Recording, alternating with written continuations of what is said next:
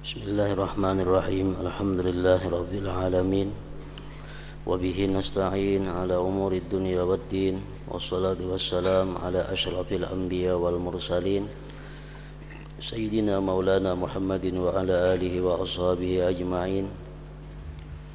Qala al-musannif al-imam hujjatul Islam Abu Hamid Muhammad bin Muhammad al-Ghazali rahimahullah wa nafa'ana bi ulumih. Ats-tsani ay yaqsidal qiyama bi sana'atihi aw tijaratihi bi fardin min furudil kifayah. Fa inna as-sina'ati wat tijarati law turikat batalatil ma'ayishu wa halaka aktsarul khalqi. Pantizamu amril kulli bi ta'awunil kull wa takaffuli kulli fariqin bi amal. Walau aqbala kulluhum ala sana'atin wahidah lata'attalatil bawaqi wa halaku. Wa ala hadha hamala ba'dun nas qawlahu sallallahu alaihi wasallam ikhtilafu ummati rahmah ay ikhtilafu himamihim bis sina'at wal hirab. Wa minas sina'ati ma hiya muhimmatun wa minha ma yustaghna anha li ruju'iha ila talabit tana'um wa tazayyuni fid dunya. Bal yastadil bi sina'atin muhimmah liyakuna fi qiyamihi biha kafiyan 'anil muslimin muhimman fid din wal yajtanib sina'atan naqsi wasiyawati wa tasydil bunyan bil jissi wa jami'i ma tuzakhrafu bihi dunya fa kullu dzalika karihahu zawuddin. Fa amma 'amalul malahi wal alat allati yahrumu isti'maluha fajtinabu dzalik min kabili tarkiz zulmi ila akhir.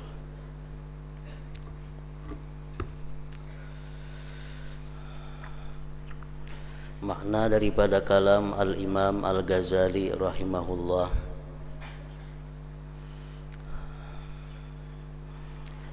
Yang kedua,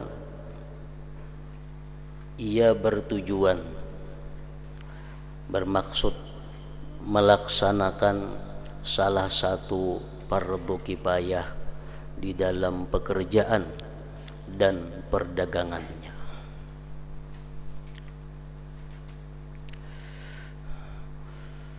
Jadi tujuannya berdagang, tujuannya berusaha adalah untuk melaksanakan salah satu di antara fardu kifayah. Karena seandainya pekerjaan-pekerjaan dan perdagangan itu ditinggalkan, niscaya batallah penghidupan-penghidupan dan binasalah sebagian besar makhluk.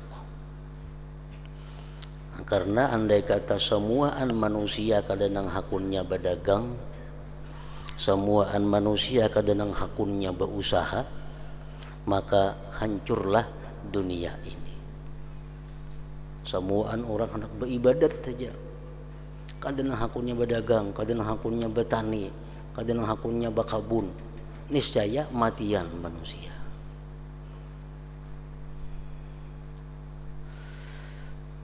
Nah, jadi artinya berdagang itu, berkebun itu atau bertani itu merupakan adalah salah satu di antara fardu kifayah. Nah, ini berusaha itu tujuannya adalah untuk melaksanakan fardu kifayah tadi.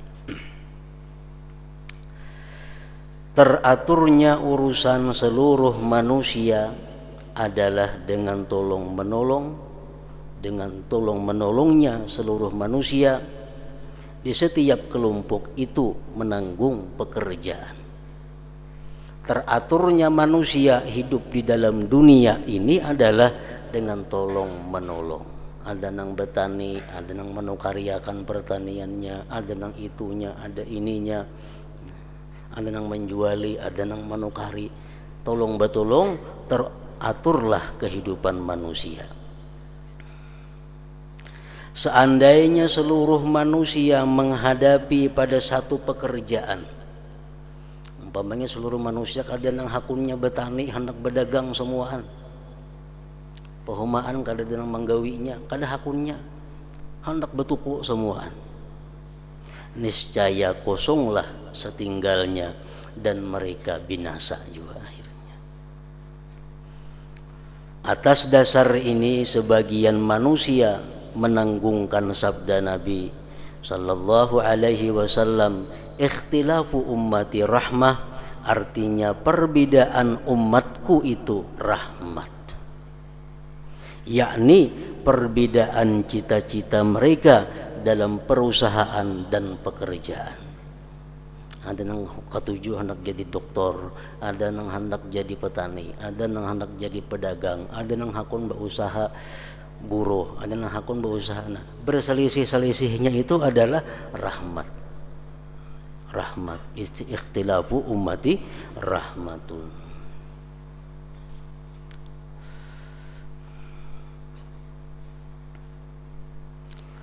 Jadi salah satu tujuan berdagang, tujuan berusaha, niatnya adalah melaksanakan salah satu fardu kifayah. Pekerjaan apa, perdagangan apa yang termasuk dalam kategori fardu kifayah? Perdagangan nang andai kata orang kadada bedagangnya binasa. Pekerjaan andai kata orang kadada mau bekerja itu binasa manusia. Nah, itu pekerjaan perdagangan yang masuk dalam kategori fardu kifayah ngarannya. Ini ada juga perdagangan andai kata inya orang seluruh manusia kada nang hakunnya berdagang itu, orang kada apa-apa ya, kada bakal matian, ada juga. Nah, itu perdagangan kada termasuk dalam fardu kifayah. Ada pekerjaan nang andai kata seluruh manusia kada hakun bekerja itu, kada bakal matian manusia.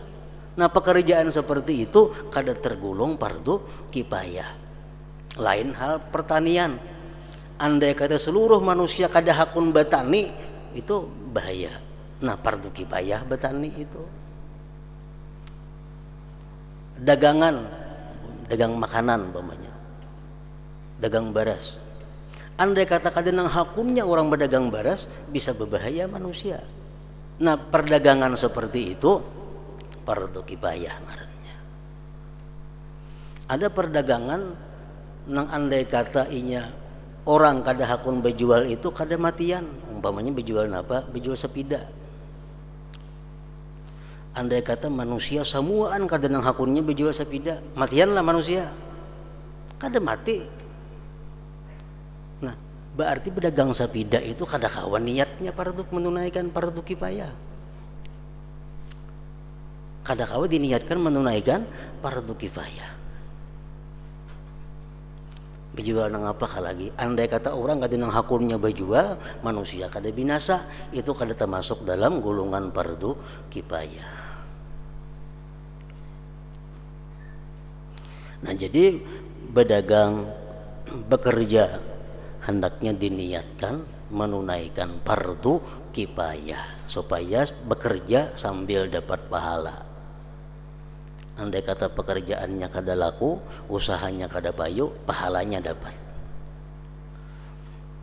Nah, cuma kada semuaan pekerjaan, kada semuaan perdagangan nang bisa diniatkan dengan menunaikan fardu kifayah tadi. Sebagian dari perusahaan atau perdagangan itu ada sesuatu yang penting.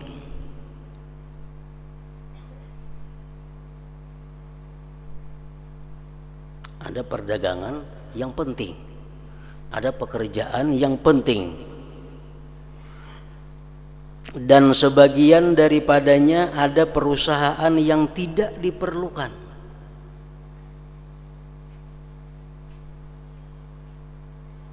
Karena perusahaan itu kembalinya kepada kenikmatan-kenikmatan dan berhias dalam dunia. Orang berjual hambal umpamanya. Ini orang berjual tikar. Itu kadang-kala diniatkan untuk melaksanakan fardu kifayah. Karena andai kata orang kada bertikar seduniaan, kada bakal mati, kada bakal binasa. Nah, jadi berjual tikar kadang-kala diandak dalam hati berniat sahajaku menunaikan fardu kifayah itu kada kawa. Lain hal orang berjual kain. Nah, berjual kain itu kawa diniatkan fardu kifayah. Karena andai kata samuan orang kada hakum berjual kain, betilan janganlah samuan manusia. Nah, jadi binasa jadinya. Nah, jadi orang yang berjual kain itu bisa diniatkannya untuk menunaikan fardu kifayah.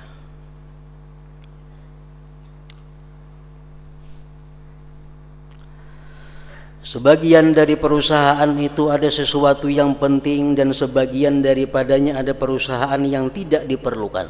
Karena perusahaan itu kembalinya kepada kenikmatan-kenikmatan dan berhias dalam dunia. Nah, maka hendaklah ia sibuk, hendaklah ia bekerja dengan perusahaan yang penting. Kita nih belum ada usaha apa yang baik. Cari usaha yang penting, usaha yang kawa diniatkan untuk fardu kifayah.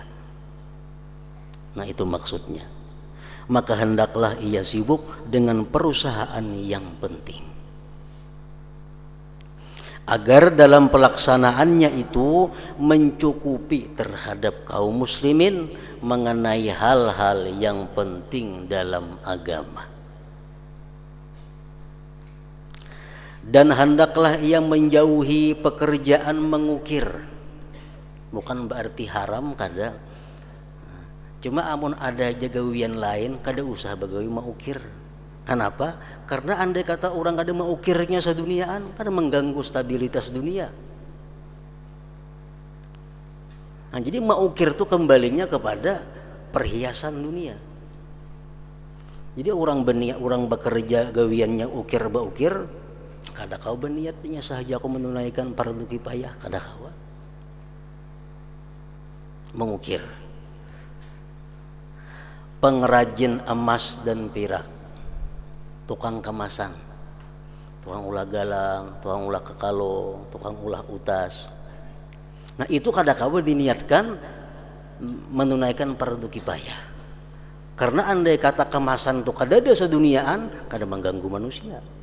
Orang kada mati, kada bautas, kada bakal kalong, kada bakal mati, kada bakal binasa. Memperindah bangunan dengan kapur dan seluruh apa yang menghiasi dunia, seluruhnya itu dibenci oleh orang yang beragama. Artinya mun ada gawian lain pada itu. Kenapa? Karena kembalinya bukan kepada kepentingan kaum muslimin dan muslimat.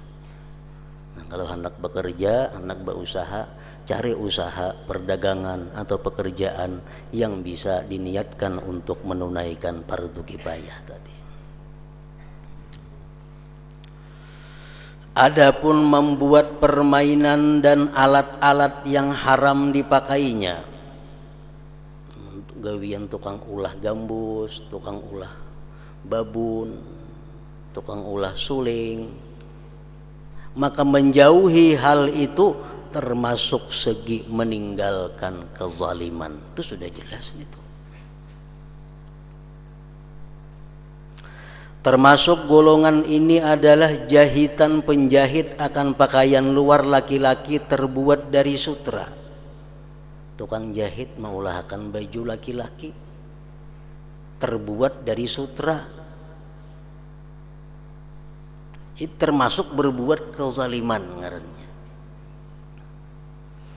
Pembuatan kerajinan oleh pengrajin emas dan perak terhadap peralatan kendaraan emas atau cincin-cincin emas bagi laki-laki.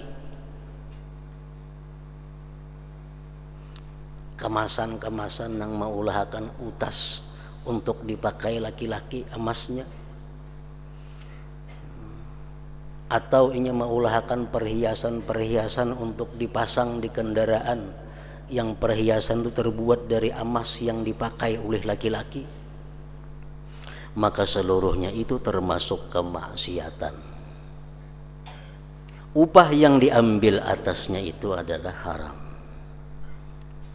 Jadi kada kawa jelas laki-laki pajang maulah kakalung memakainya, atau bini laki-laki maulah galang sedang memakai seorang, itu jelas kalau kita melaksanakan maksiat upahnya pun haram.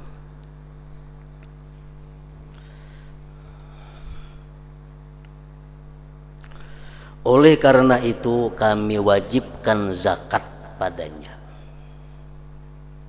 Andai kata laki-laki itu bakal kalung emas 100 gram, zakat wajib.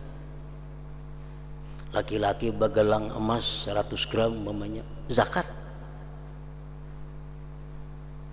Meskipun kami tidak mewajibkan zakat pada perhiasan, padahal perhiasan itu kada wajib zakat. Karena apabila benda-benda itu ditujukan untuk laki-laki maka diharamkan, sedangkan keadaannya disediakan untuk perempuan. Emas, sutra tidak dikaitkan dengan perhiasan yang diperbolehkan selama ia tidak dikehendaki kepada hal itu dengannya, maka hukumnya diperoleh dari tujuannya. Jakanya bebinian nang baulah galang 100 gram itu kada apa-apa dan kada bayar zakat, karena itu perhiasan memang dibolehkan untuk kaum perempuan. Nah, kalau laki-laki nang baulah dan untuk dipakainya seorang, nah itu jelas haram dan wajib dikenakan zakat.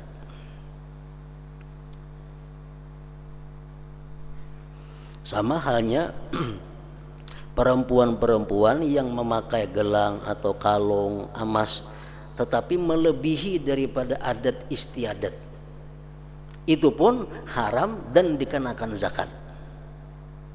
Misalnya orang di sini paling banyak memakai itu kakalung 100 gram, itu paling banyak di kampungnya 100 gram rata-rata sudah orang.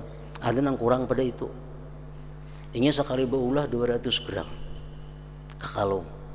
Nah itu haram, memakainya haram dan wajib dizakati. Wajib dizakati. Nang kada dizakati itu perhiasan nang dibolehkan. Dan perempuan kada sebebas-bebasnya dibolehkan memakai emas. Ada batasan-batasan tertentu.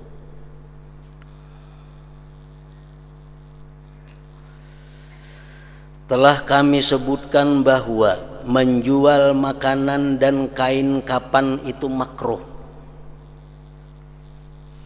karena jualan itu mewajibkan untuk menunggu kematian manusia dan kebutuhan mereka dengan harga yang tinggi.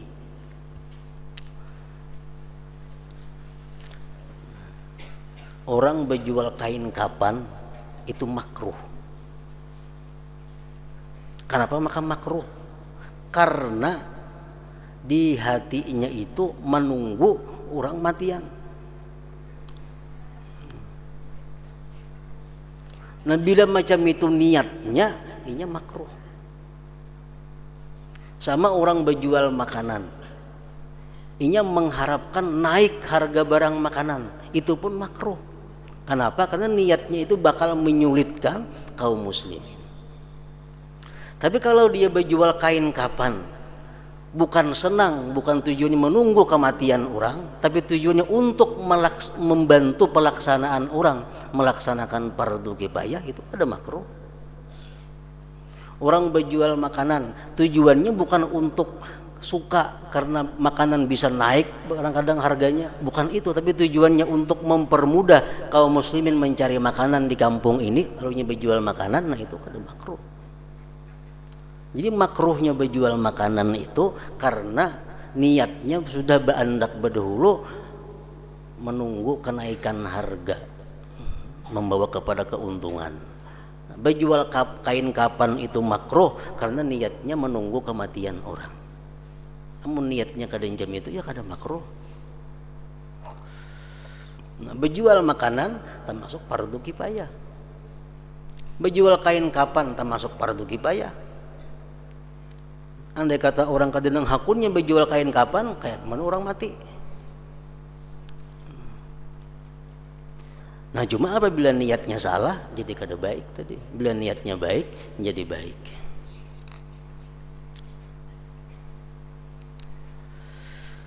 Dan makruh ia menjadi tukang sembelih. Jangan hendak berprofesi sebagai tukang sembelih, baik tukang sembelih itik, ayam, sapi atau binatang lainnya. Namun sekali-kali waktu menyembelih itu kada jadi masalah. Misalnya nukar ayam sembelih seorang, nukar kambing sembelih seorang, itu bukan penyembelih ngarannya. Ini nanggawian itu penyembelih. Ada orang nukar nyari ya orang menyembelih, nah jadi penyembelihan. Kalaunya bisa itu jangan. Yang lain-lain aja menyembelih itu kada usah seorang. Karena di dalamnya terdapat kerasnya hati. Maksudnya orang nang kebiasaan suka atau pekerjaannya itu menyembelih, itu mengakibatkan dampaknya kepada hatinya keras hati. Hilang rasa maras kasihan kepada makhluk Allah. Karena hari-hari nak menggental sapi 5-6 sehari. Nanti dikhawatirkan itu. Dan makruh juga menjadi tukang bakam, tukang sungu, atau tukang sapu, tukang sampah, karena padanya bergelimang dengan najis. Demikian juga penyamakan, tukang samak kulit, dan sesuatu yang semaknanya. Ibnu Sirin memakruhkan maklar.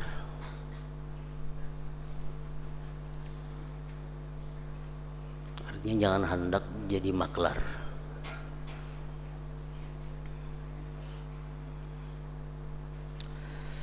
Dan Qatadah, salah seorang ulama besar juga, memakruhkan upah maklar. Jadi maklar itu pekerjaan yang makruh, upahnya pun hasilnya makruh.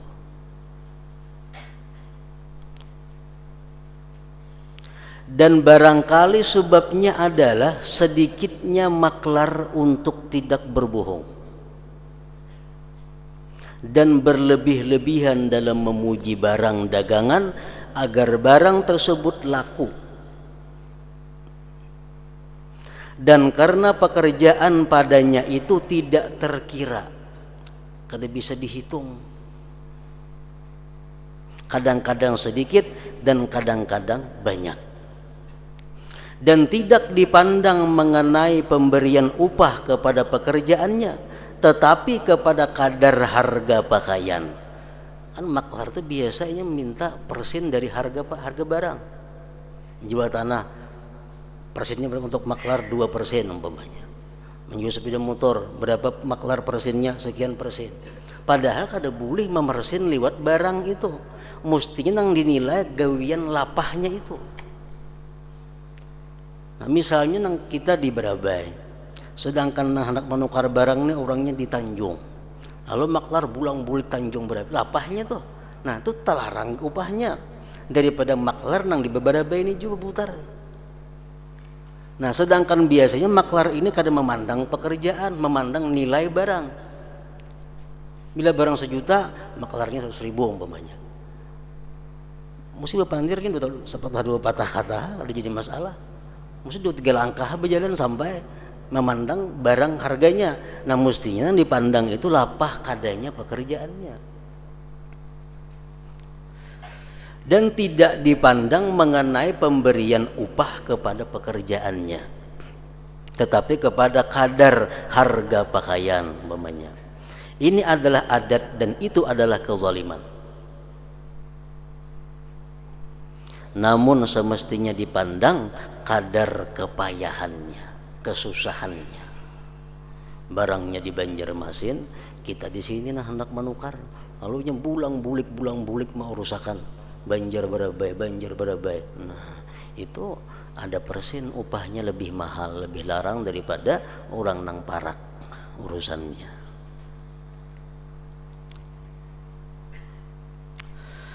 Dan para ulama, ujar Imam Ghazali, memakruhkan membeli binatang untuk perdagangan.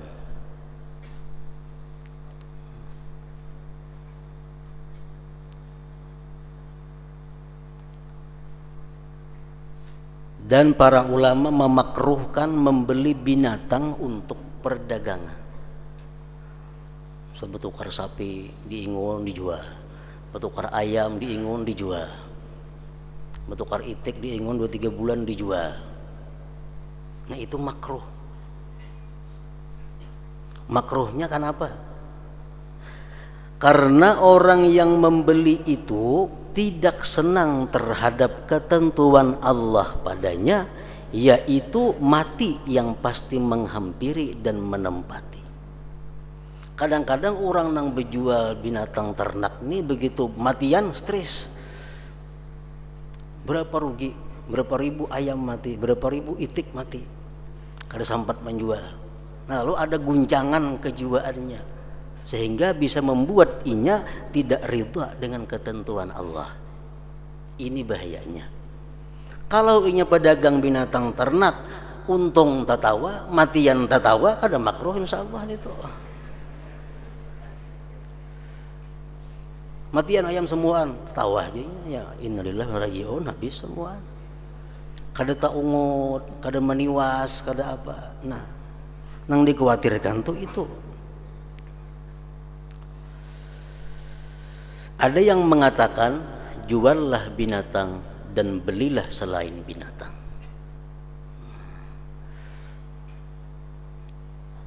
Misalnya apa? Meranakakan ternak. Kita bisa sapi. Beranakan sapi gini, jual anaknya, tukarakan ke kabun. Nah, itu udah jadi masalah. Jual binatang, nukar lain pada binatang. Juallah binatang dan belilah selain binatang. Nah, jadi artinya para ulama-ulama kita dahulu mengkhawatirkan orang-orang yang berdagang itu kalau sampai hatinya rusak, baik rusaknya itu kepada Allah atau rusaknya kepada makhluk Allah. Rusak kepada makhluk Allah kayak apa? Macam suka harga barang makanan naik, banyak untung, orang maka kalapahan nukar. Nah itu rusak hati kepada makhluk Allah. Rusaknya hati kepada Allah macam orang berjual binatang tadi. Kadang-kadang karena musibah matian, lalu hati lupa kepada Allah. Lupa itu adalah takdir dan ketentuan dari Allah. Nah jadi para ulama itu mengkhawatirkan kalau hati kita rusak. Jadi jangan berdagang nang seperti itu, jangan berusaha. Kamu nyatahan itu kan jadi masalah. Dan mereka memakruhkan penukaran uang. Ini orang jual beli duit, dolar lawan rupiah, rupiah lawan dolar, gawian berjual tukar duit. Karena menjaga padanya daripada riba yang halus itu sulit. Dan karena itu menuntut sifat-sifat yang terperinci mengenai sesuatu yang benda-bendanya itu tidak dituju, namun yang dituju adalah lakunya. Dan sedikit sekali keuntungan bagi tukang tukar uang kecuali dengan berpegang kepada kebodohan orang yang bermuamalah dengannya. Orang nang kada tapi tahu dia harga makin kau melarangi. Orang nang kada mengikuti harga pasar dunia makin kau dibunguli. Dan dengan berpegang kepada kebodohan orang yang bermuamalah dengannya dengan hal-hal yang rinci dari uang itu, maka sedikit sekali tukang tukar uang itu selamat meskipun ia berhati-hati. Dan makruh bagi tukang tukar uang dan lainnya untuk melebur uang dan dinar yang sahih, kecuali ketika ragu mengenai kebaikannya atau karena darurat. Jadi kita kada berlaku, duit kita kada memakai duit emas pirak kada. Ahmad bin Hanbal rahimahullah berkata, datang larangan dari Rasulullah sallallahu alaihi wasallam dan dari sahabatnya pada merubah bentuk dari uang yang sah. Kan dinar tuh duit terbuat dari emas, dirham duit terbuat dari pirak, dirubah bentuknya, nah, dilarang. Dan saya, ujar Ahmad bin Hanbal, memakruhkan peleburan uang itu. Dan ia Ahmad bin Hambal berkata, ia tukang tukar uang, membeli dirham-dirham dengan dinar, kemudian ia membeli emas dengan dirham-dirham dan ia membentuknya. Dan para ulama mensunatkan menjual pakaian.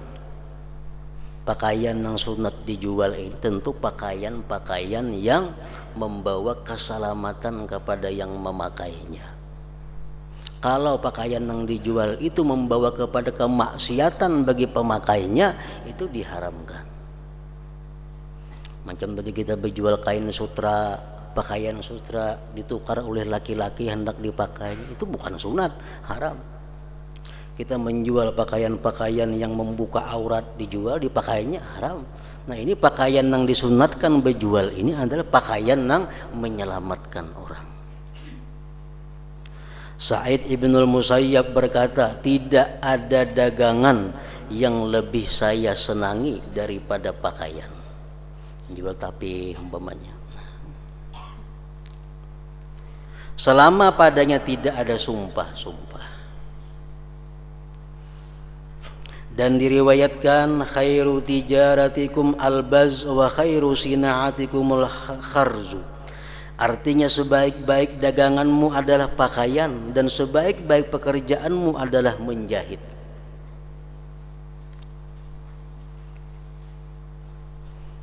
Tukang jahit nang jujur, tukang jahit nang tepat waktu, tukang jahit nang tahu hak kain orang lebihan dibulikakan, itu. Dan di dalam hadis lain, lawit tajara ahlul jannah lat tajaru fil baz walawit tajara ahlun nar lat tajaru fis sarfi. Artinya, seandainya penduduk surga itu berdagang, niscaya mereka berdagang pada pakaian.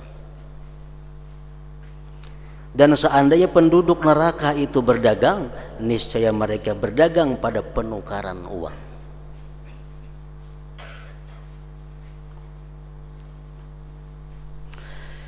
Kebanyakan pekerjaan ulama salaf ada 10, yaitu menjahit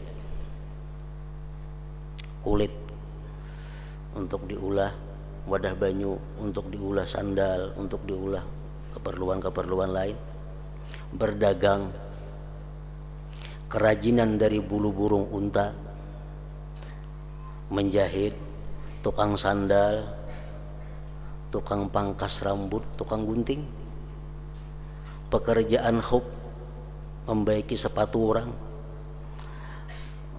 perbesian, pandai, pertenunan, perburuan binatang darat dan laut, tukang tulis. Nah, itu kebanyakan pekerjaan orang-orang ulama terdahulu. Abdul Wahab Al-Warraq berkata, Ahmad bin Hambal berkata kepadaku, apakah pekerjaanmu? Saya menjawab, tukang tulis. Ia berkata, usaha yang baik. Percitakan artinya. Tapi tentu nang dicitak nang baik-baik juga.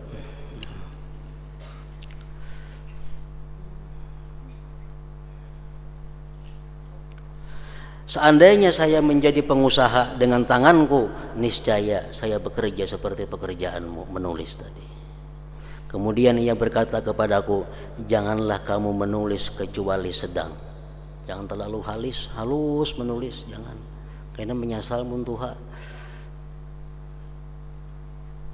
Kehalusan menulis lagi dahulu, mata kaur sudah tuha.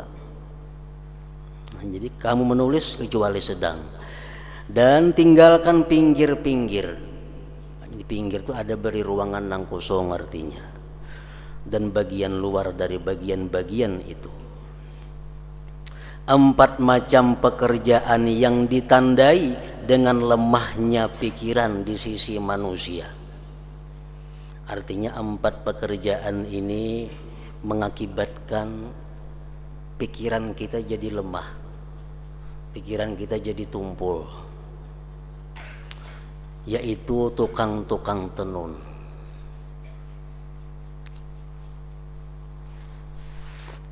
tukang-tukang kapas, tukang-tukang pintal benang, dan guru-guru anak-anak, artinya guru-guru tika.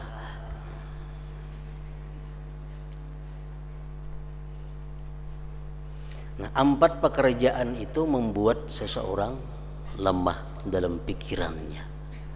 Artinya pengaruhnya kepada kejiwaannya itu ada.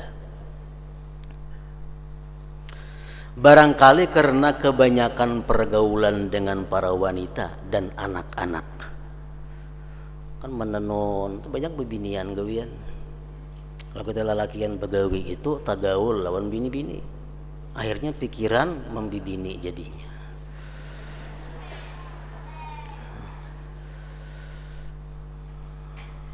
Sama orang guru-guru nang kakanakan yang halus dihadapi, belucu-lucu gawiannya, bergaya-gaya, itu melemahkan kepada pikirannya. Karena bergaul dengan orang yang lemah akal, bergaul dengan orang yang lemah akal itu melemahkan akal kita. Kita bakal nang orang bubungulan umpat jadi bubungulan juga.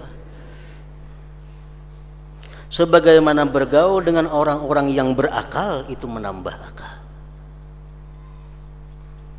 Seperti perkataan Al-Faqih Abdul Laith Samarkandi, Mujarsidin, siapa-siapa yang bergaul dengan orang-orang kaya, ini kawannya orang sugih aja, nah, itu akan memberikan dampak kepada dirinya, pengaruh kepada dirinya, hubbud dunia, mencintai dunia. Kawannya selalu orang-orang kaya. Nah, akhirnya terpengaruh dalam hatinya kecintaan kepada dunia. Orang-orang yang berteman dengan orang-orang fakir, wa man jalasa ma'al fuqara, barang siapa yang duduk-duduk orang fakir saja kawannya, orang yang di bawah ingat harus kawannya ini, itu menumbuhkan dalam jiwanya adalah syukur dan ridha atas apa yang diberi Allah. Karena kawan dilihat kiri kanan yang di bawah terus.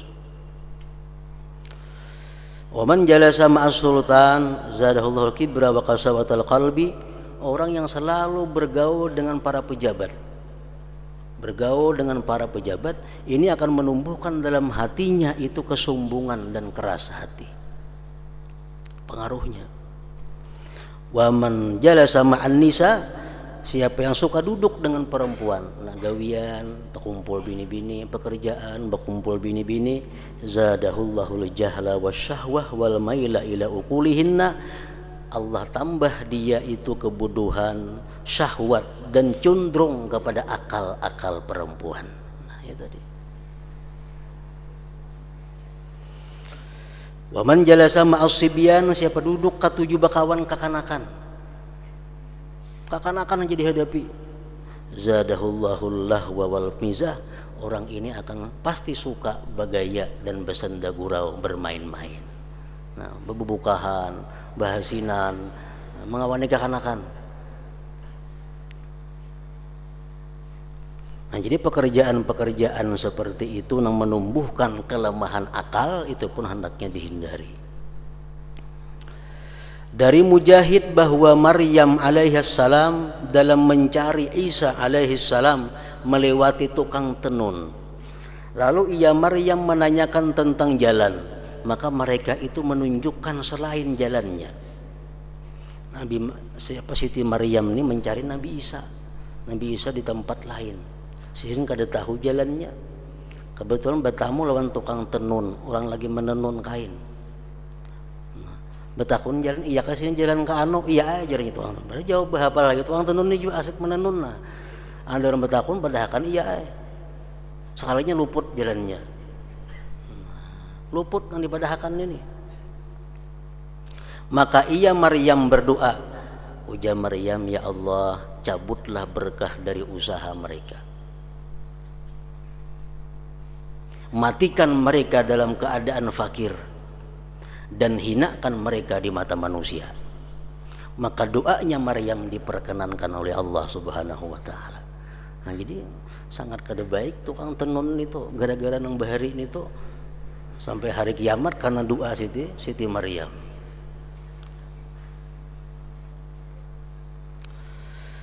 Ulama salaf memakruhkan untuk mengambil upah terhadap setiap sesuatu dari segi ibadah dan fardu kifayah. Ulama salaf memakruhkan untuk mengambil upah terhadap setiap sesuatu dari segi ibadah dan fardu kifayah, walaupun itu sah menurut hukum fikih, tapi dianggap sebagai hal yang makruh, seperti memandikan orang mati. Itu kan fardu kifayah dan termasuk perbuatan akhirat, dan mengubur mereka. Demikian juga azan dan salat tarawih, meskipun dihukumkan dengan sahnya mengambil upah atasnya, tapi dianggap sesuatu hal yang kurang baik, yang dibenci. Demikian juga mengajarkan Al-Quran dan mengajarkan ilmu syara. Nah, ini terjadi khilaf pendapat antara para ulama bagaimana orang yang mengambil upah dalam mengajarkan Al-Quran. Ada mengatakan itu baik dan sebaik-baik upah, ada yang mengatakan itu adalah makruh. Karena sesungguhnya amal-amal ini adalah amal-amal yang haknya, yang mestinya diperdagangkan untuk akhirat. Mengambil upah atasnya adalah menggantikan dengan dunia dari akhirat, dan hal itu tidak disunnatkan. Yang ketiga, tugas orang-orang yang berusaha dan berdagang adalah pasar dunia tidak menghalanginya dari pasar akhirat.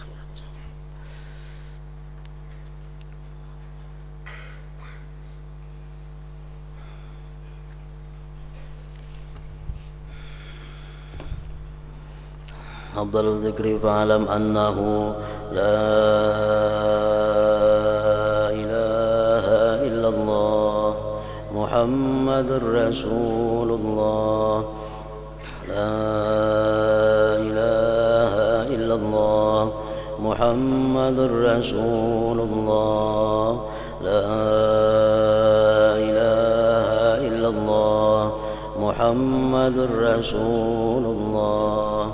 La ilaha illallah. La ilaha illallah.